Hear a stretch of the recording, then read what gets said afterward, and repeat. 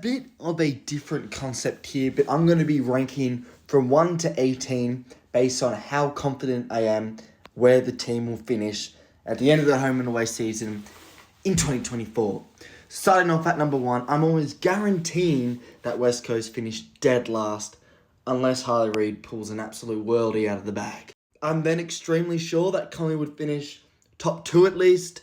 Obviously, it's impossible to predict around like the exact position, but definitely top 2, maybe top 4. Same with Carlton. Carlton in 3rd, as confident as Carlton, as Collingwood, no difference. I'm pretty confident with Sydney. They've done great in the trade window.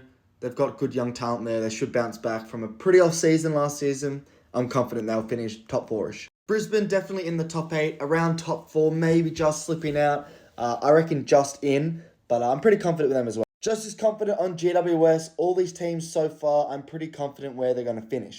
I'm just as confident, really, like we're starting to get a little bit less confident with my sort of analysis of where the teams will finish, but I'm pretty confident Richmond will finish bottom 4. There is this slight bit of, they do have some good players, so what if they just pull something out the bag? We've seen first-year coaches have worldies, so not as sure as the other clubs thus far. I'm pretty confident Fremantle will finish just below mid-table. Like, they won't be anywhere near the 8, but they won't be anywhere near bottom 3. So just lingering around. They're kind of like the mosquito of the AFL, where that, when that mozzie's just in the room, it's really fucking annoying you. It's like, that's Fremantle. This is where teams start to get really tough. I'm not as confident on Port Adelaide. I think they finished top 8, but a lot of their signings were in key positions, which means, they need to sort of hit the ground running for them to do well. A couple key defenders, some versatility there. But I'm relatively confident they get top 8, but I'm just not sure. New captain as well. I don't know. Okay, yeah, we're officially getting into the not so sure category. Adelaide, I also think I put top 8, but once again, they could drop out. You just don't know with these things, right? I think just because they've got good young talent.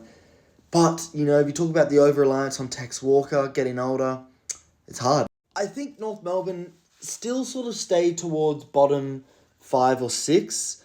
I can't conclusively say bottom 3 or 4 because Clarko's at the helm and they have such good players, Savlaki, LDU, Simpkin.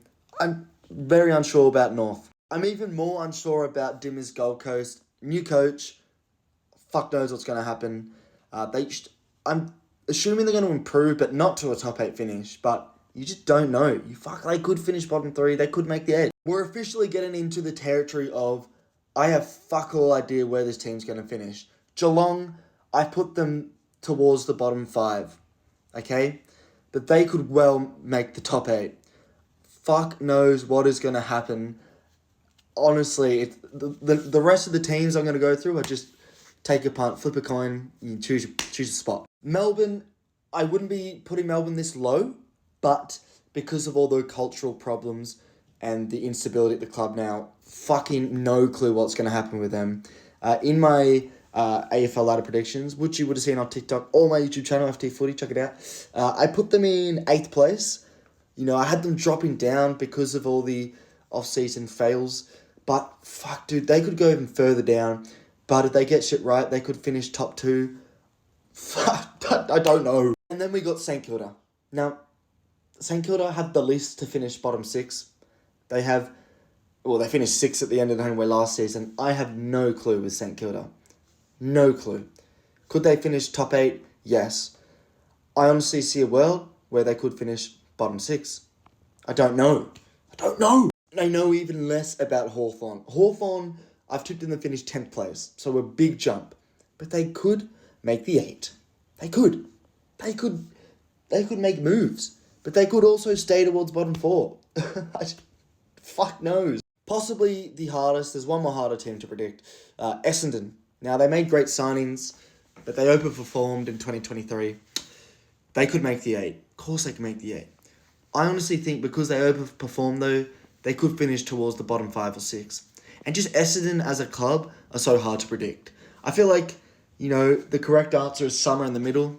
Not bottom 4 or bottom 5, not top 8, 12th place or something. But purely based on the fact they made so many signings, if they hit the ground running, they could go high in the top 8. If they flop and things just hit the fan like it always does at Essendon, they could finish bottom 4. And the team I have the least amount of clue where they're going to finish are the Dogs. As anyone should. You know, fucking 2016 they win the flag. Irrelevant. 2021 they make the grand final. Irrelevant. You know, 1 year they're fighting for the flag. You know, the 2 years after they're out the 8. The year after they're in the 8. The year after they're making the flag. It's just like, this team, man, fucking hell. It's just so hard.